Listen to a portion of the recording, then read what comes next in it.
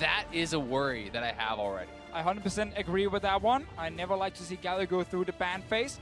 Ryze is a pick Power Vivo likes to take against the Galio specifically.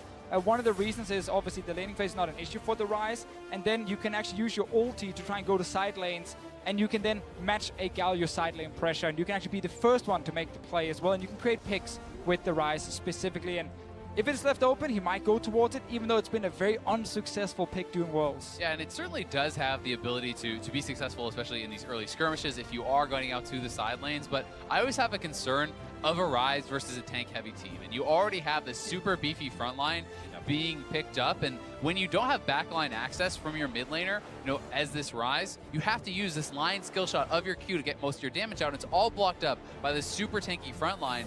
You often are not putting out the kind of pressure you need to, but okay. A pretty aggressive team from Misfits here. Really just that Yasuo of aggression from Alfari, but he brings in the Rumble, only having played tanks here at Worlds. Caitlyn as well coming in now from SKT.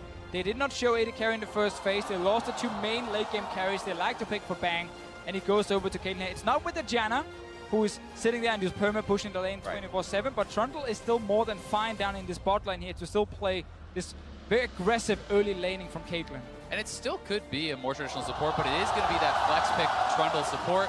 Jace up in the top side into the Rumble. That's somewhere where there might be a lot of jungle attention because it is this carry versus carry matchup.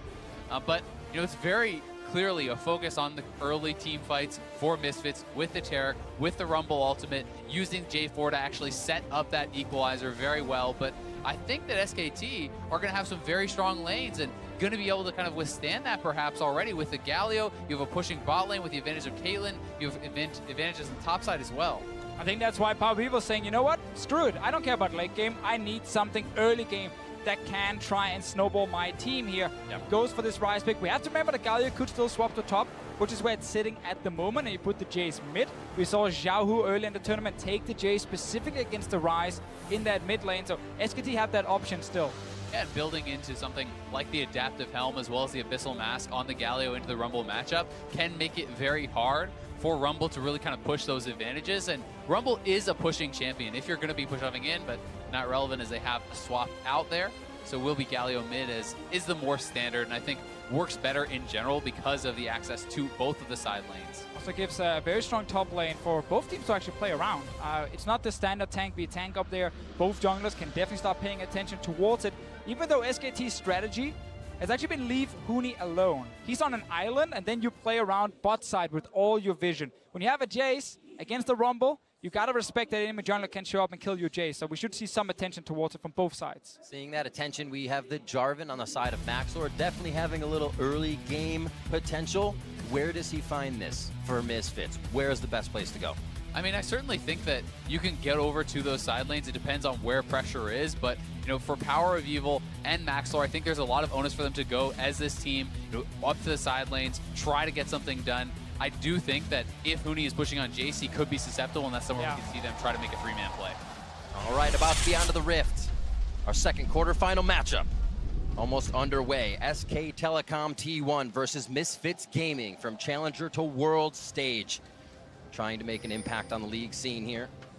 And the team is more than ready with social media tweets and confidence and ready to win. I'd say they've already made their impact, right? They've made their mark on this tournament. This team has had such incredible improvement throughout the year and really has shown that they're not to be underestimated.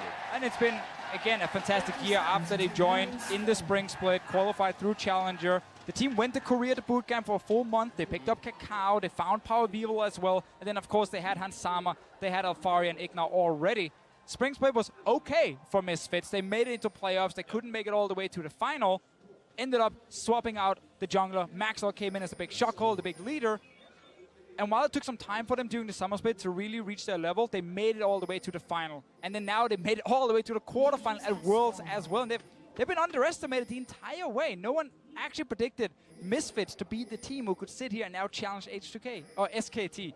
That was a little bit of European in there. and the biggest thing for me now is seeing, can they go that next step, right? Because in that finals, when they made it against G2, against this top quality team who had time to prepare, they were handled very well. It was a 3-0 for G2, and now going up against an even stronger team who has had time to study, who has had time to prepare.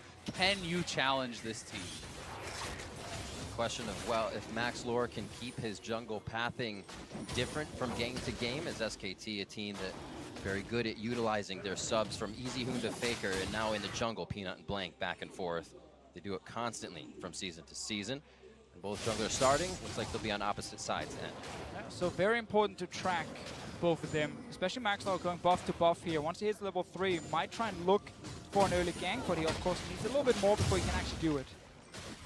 There is a possibility, you know, if you can actually push in bot lane, reset that you can gank someone like a Trundle. The Trundle is not tanky at all in the early stages of the game, does have trouble escaping from some of these ganks if you can land something like the flash stun from Ignar. And Ignar actually going with a very kind of aggressive melee trading style. Thinking Grass the Undying is certainly atypical, but I think it's an adjustment because specifically of this matchup against another melee champion where you can actually get use out of your passive, and having the Grasp is going to make your trades that much better. And the Caitlyn is going to be a big question here, because Caitlyn came into play because she could dominate the bot lane. She could deal with these Relic Shield AD carries and these supports like Lulu Janet that could never punish her, and she could just slowly take your tower. Against the Taric there, is actually set up to, you know, CC her and trade against on the bang. Dazzle almost taking him down, full explosive shot. And it looks like they're going to lose this damage trade. Wolf still going in a bit, but they say stop, and we'll go back again once we can. Yeah, I mean, nice little bit of damage coming out at the start on Bang. You also have to respect how much damage Trundle is doing back to you with the auto attack reset, with Chomp reducing your AD and giving the bonus damage as well. Trundle's early damage, if you just jump on his face like that, is actually tremendous, and it's a trade of two summoners. And Ignar didn't really get a lot of value out of his exhaust here in the fight. He's not running heal on the Taric and then barrier on Hansama. They've just gone back to the traditional style before Worlds, where Hansama is bringing heal for himself. But obviously, Ignar here, he's looking at this comp from SKT, and he's seeing two physical damage dealers as the main damage carries on SKT's side. And there's going to be a lot of armor stacking on Maxwell's side. There's going to be Ignar trying to do the same and then shut down the Caitlyn or the Jace with exhaust in team fights.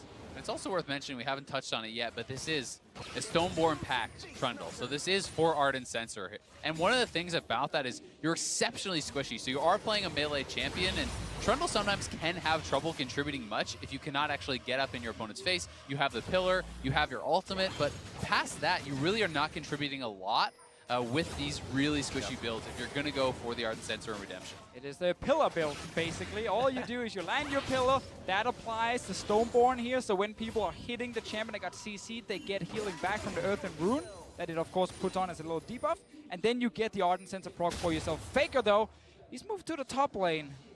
Relieving a little pressure, taking that blast cone as Alfari well. or there. Great timing as Max Lore just left. Alfari overheating to use his scrap shield to get out of position. Talk comes in after the flash. They get turret side, and they're going to get first blood.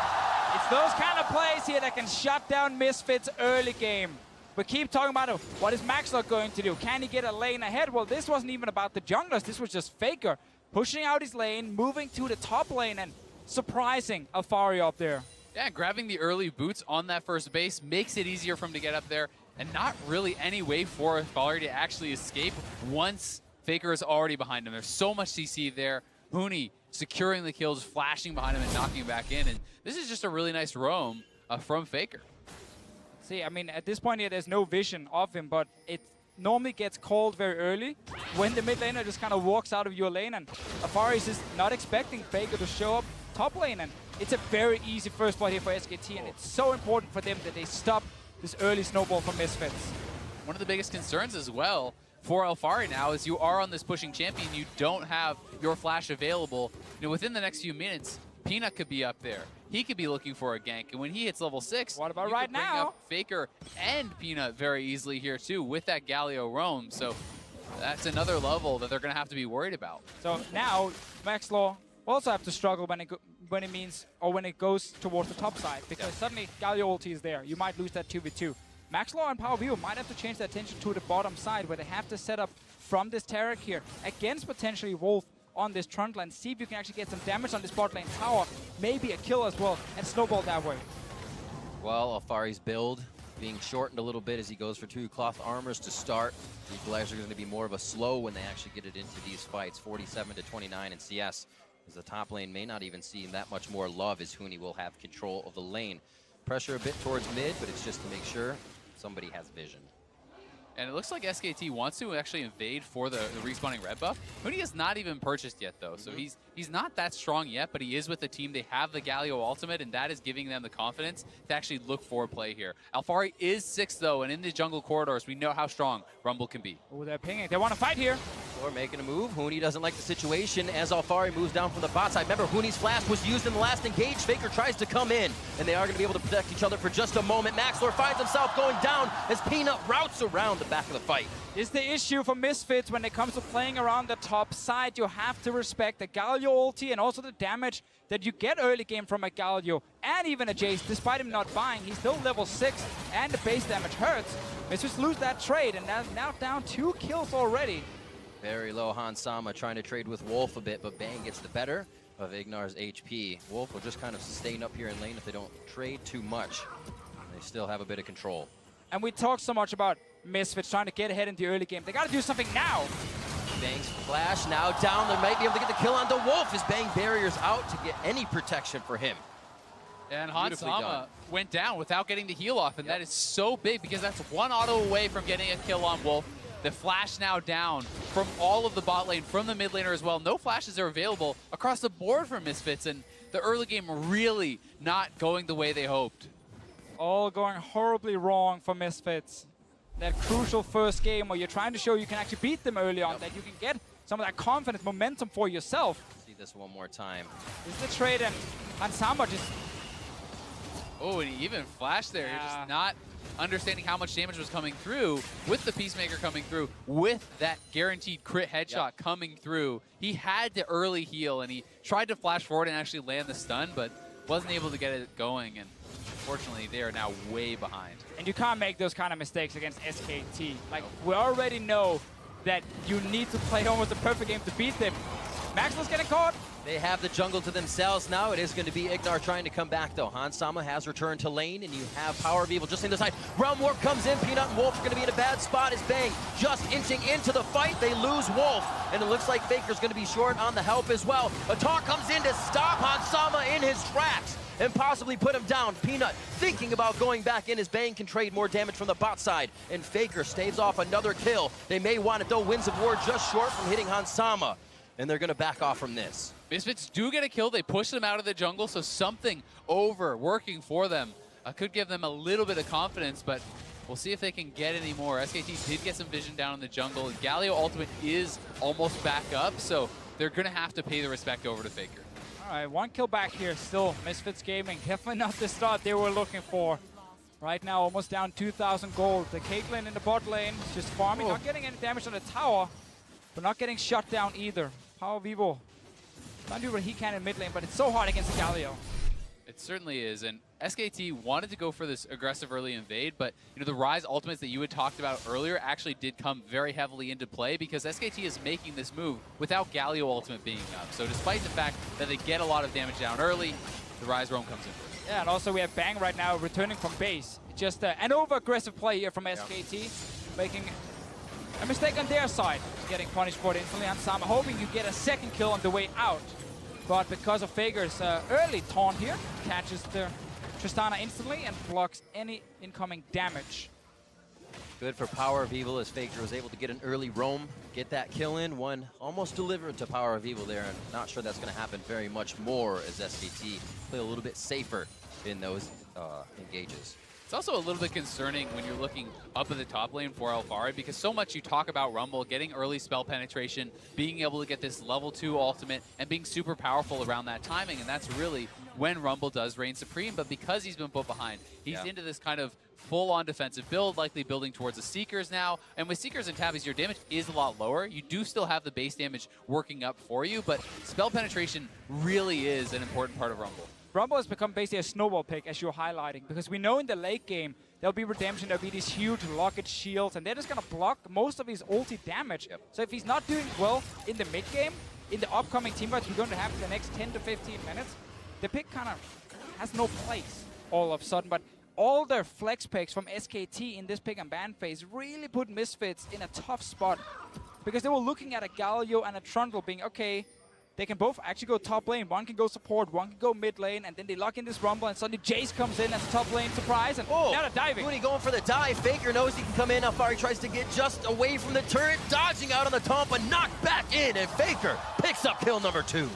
Even roams again, back up to the top lane here from Faker. And you talked about how SKT has not been playing from Huni. They've been letting him be alone by himself in a side lane, making his plays. But this game, they are putting him ahead, and they're showing that they can play all of these different styles. They know down the bot lane that Bang and Wolf just wants to survive. They know there's a winning lane, top lane, they can try and utilize. And it's this Galio pick. Azael, you said this in the pick and ban phase. Giving Galio over to a team like SKT, it's so scary. And Faker right now, he's part of everything. Yeah, and I mean, not only just the defensive capabilities, but obviously how aggressively you can make this. This is diving into a rumble. Unfortunately, the early equalizer not really paying dividends there for Alfari, as Huni's kind of just jumping out of it. I don't think there's any escaping this play. Exactly. The first gank was just Faker walking to top lane. The second one now is like, well, I pushed my lane, I've ulted to basically go to the top lane again. And we say scary, but why? Why is Galio so scary, and then in the hands of SKT? Because Galio is such a stable pick. It's a tank that has strong wave clear. It's a tank that has super high early game impact, a lot of crowd control. You can not only control your lane through your wave push, you can then move to the side lanes. You have this easy response. Anytime the team wants to do something on the map, you press R. You can shut that down. Anytime you want to shut that down. Anytime you want to do something aggressive on the map, you simply press R. You can set it up. So really in the early game, I just think that Galio reigns supreme. Also worth adding for the late game fights, he has a massive AoE taunt, which is so valuable because you have these backline carries you want to protect, and Galio can do that so well, or you can catch the enemy. Let's see what happens here. Hansama going aggressive again. Teleports coming in from the top side. Don't even know if they need it. Ace in the hole tries to get hit. Cosmic Radiance comes down. And there's 4 here. They're going to go for the dive. For now, Sejuani all dodged out on 1. Hansama gets taken down as Faker. Now 3-0-1. 5 kills on the board for SKT. You thought Faker needed his ulti to help the side lanes? There's a teleport as well. Why not? He's straight down into the bottom lane. Misfits are trying to be aggressive in the side lanes, and Galio punishes them again. And this is just another problem with Ryze in these early stages. Yes, Ryze can be strong in these skirmishes, but how can he ever get to them when he's constantly pushed in by this Galio, when he's not able to actually access these side lanes, and when he's forced into the cleanse versus the teleport? So really things going so well for SKT in the early game, and with these item completions coming through, it's just bad news goes to worse. I mean, Huni already has a tier and a full black cleaver, and it's going to be crushing side lanes. Faker gets caught. I don't know if he's going to be able to make it out of this. It looks good as he just walks down. Huni says, yeah, we can walk out of this, and Alfari gets pulled out of lane. As they start to rotate back, it's going to be Hansama up there. Yeah, I mean, there's 3 men hitting Faker, but where's the damage, right? Yeah, it's exactly. Mostly magic damage coming through from Power of Evil, and this guy's already on his Mercury Treads, already has the adaptive helm. And Galio has so much innate damage reduction through the passive, through the taunt passive when you're channeling it as well, that you need so much more to ever be able to threaten him.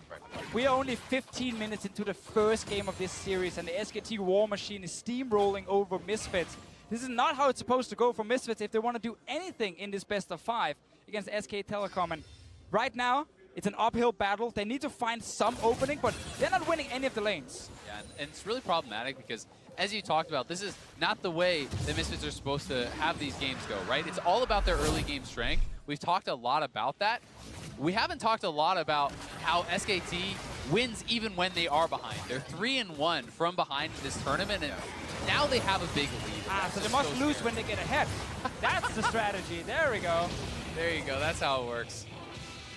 Locking down this one. Peanut able to get that movement off.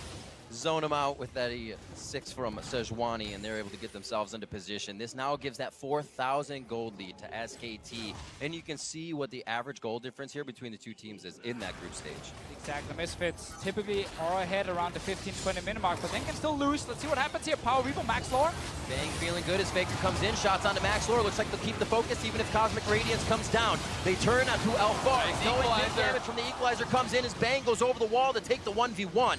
And Hansama and the rest of the team turn tide. They have to leave Alfari 8-1. SKT 16 minutes in. There's just no damage there for the Misfits. Faker comes in with the ultimate again, shutting them down completely. They get 3 kills. They're going to get the Rift Herald. They're pushing multiple lanes here as well. Jace will likely be able to knock down the mid turret, they can get the top turret and even use that Rift Herald to threaten a tier 2.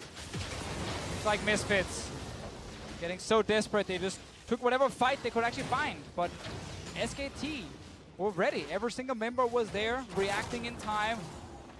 And they get more kills, more towers.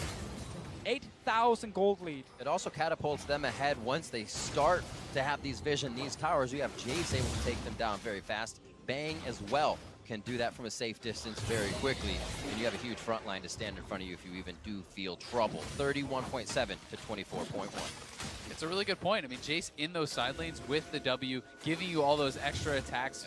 You are knocking down these turrets so incredibly fast. And we saw how Huni could perform in side lanes, against Cloud9, knocking down turrets. If he ever gets time, he's going to be a menace. And here's the fight again. As you said, it does feel like Misfits just are trying to force anything. Yeah, they were just so desperate here. Power Weevil jumping in with Maxwell before the dual lane was there, before the fire could even TP in. Doomed before the fight even started after Misfits called for that engage. And SKT pick up a bunch of easy kills on the way out. Definitely believe you guys are right. Misfits giving a lot of consideration to always going. We see it from Han Sama in the bot lane. Those summoners are up. The rocket jump is forward. Ignar's there with Cosmic Radiance, as well as Maxlore. They're behind so much gold, still trying to just take that blue, get a little bit back, and they're getting in trouble for it. And Han Sama, speak a little bit about him as he may be caught out here.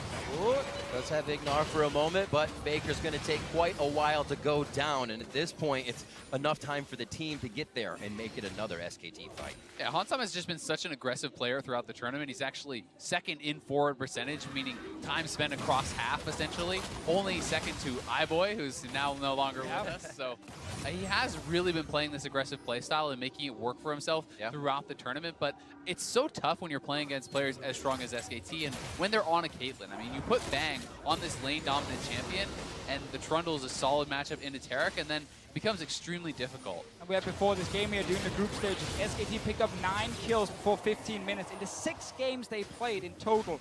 So they were very inactive. They picked scaling lanes. They allowed the enemy teams to push them down and forced SKT to kind of defend for a while before getting that big late game team fight. In a game like this here, where Faker and Huni are able to get a huge advantage top lane so early and then switch it down to bot lane right after, they're never going to be behind. They're never going to have to defend. They can just play full-on aggression. And that kind of stuff is Huni's bread and butter. We see him playing the tanks, and it's all here and there, not getting much resource. Here, Faker to his lane first. Faker to Huni. Huni 2-0-3. Faker's 3-0-4. Those side lanes are so huge and already hitting on the inhibitors, sub 20 minutes. He's just going to kill the inhibitor or dive. Oh, that's the ultimate coming in from Peanut, but Alfari doesn't look like he's going to make it much farther. Huni standing on the equalizer, has to get out. Shock Blast just on the coattails of Alfari as Rift Herald is taking down mid. There is so much on Misfits' plate, and they don't know what to go for first. I mean, this is just complete dominance from SKT, almost knocking down the inhibitor turret as that Rift Herald is pushing mid. They knock down the tier 2. They put damage on the mid inhibitor as well, and this game just feels like it's completely out of control. 10,000 gold lead before 20 minutes, and it's hard to see a world in which any team comes back from this, let alone Misfits against SKT. Oh, for sure. Misfits late game definitely been an issue doing Worlds, so doing even the EU LCS where they have struggled that part of the game, which is, of course, why we keep talking about them getting early leads if they want to win this series here. But for now, there's going to be 5 players on your screen. There's going to be a coach backstage, all thinking about next game. What do we need to change here? Okay, Galio, that was a huge issue. We couldn't deal with it. All the flex picks were an issue as well for Misfits, and they got to change something up already for the next game. And to me, it's about having those aggressive lanes, those winning lanes. So you talk about Ignar as a playmaker, and while Taric is a great pick, that's much more of a late game, a team fight style, or even a mid game team fight style. It's not this Blitzcrank or this Thresh who's going to be the playmaker and really be explosive in lane. But we'll have to see what they can make happen here as the Baron is on the map and SKT has full side lane control. They're going to have to be very careful, or Huni's going to be knocking down their inhibitor. It's really crazy to think of the SKT power, the history they've created for themselves, and a very strong team, a team that can come back. Just in the group stage, they were also down 10,000 gold, but it wasn't they're out of this game. It was a Rakan Ori ultimate. Here for Misfits, it's hard to find in this composition. It's hard to even see coming from the beginning of the game. Will they be able to make anything work now? And Koma has talked about the fact that SKT uses group stage to scout out other teams, to figure out what their weaknesses are, and then they look to improve upon them, right?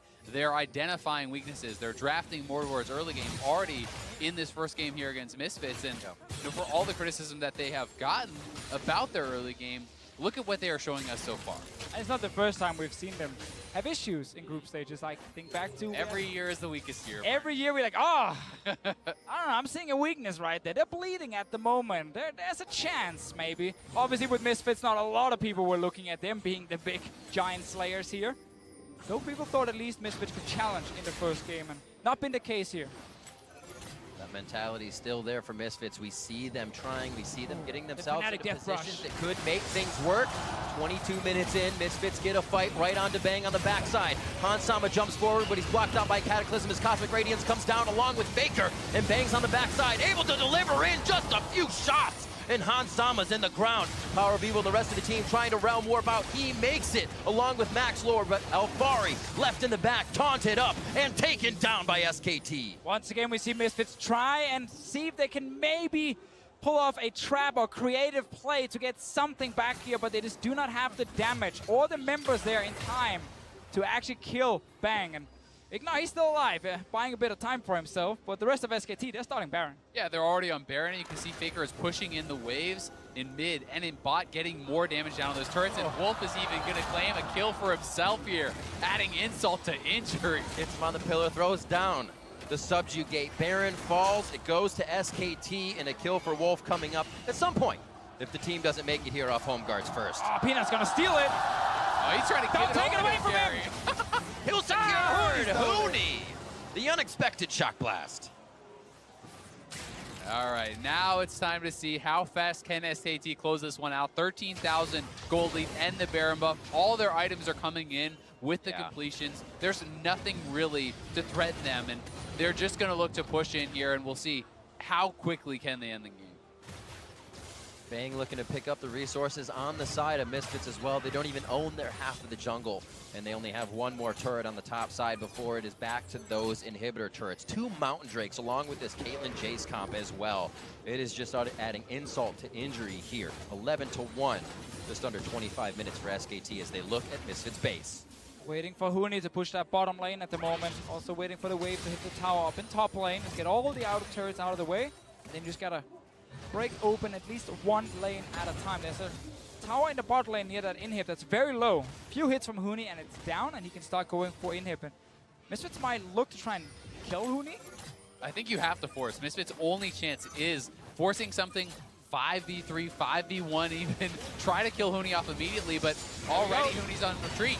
Dazzle up to that Cataclysm as well. Doesn't look like you're going to get much out of the equalizers. Hooney's into a safe spot. Good ult from Peanut as they lock down their first target. That's Max Lore. Hansama falls quickly right after, and it looks like Baker is not going to let this one end until they get to the fountain. The rest of SKT's inside the base, and Ignar's the next in their eyes right after Power of Evil. The first inhibitor will fall. SKT just wanted another fight so they could win that fight, push all the way for the Nexus. Don't need to spend time getting an all the inhib, just finish the game. Looking at 25 minutes for the first matchup here. Alfari's doing what he can, going for broke.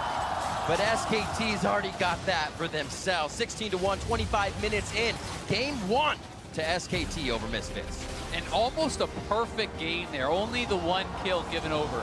No turrets, no dragons, nothing happening for Misfits. So now, if you're Misfits, it's a full reset.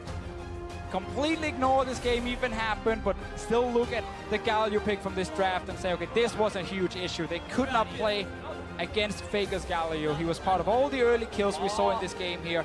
And after that, you also got to talk about nerfs. We saw suddenly people dying without using heal, something we haven't seen during the group stages. We saw Faker go missing and no one seemed to call it. A lot of issues right there for Misfits. They got to fix that completely for game 2 if they want to do anything. I mean, it's such a next level of pressure when you're on this massive stage in a best of 5 against the best team of all time. Knowing these guys' reputation, it's got to put a little bit of fear into you. Oh, for sure. I mean, SKT are very nervous. When you think about those, you're talking about not calling the bat or calling the Mias and whatnot when Faker was gone. That was his first back. You know, you only think he's back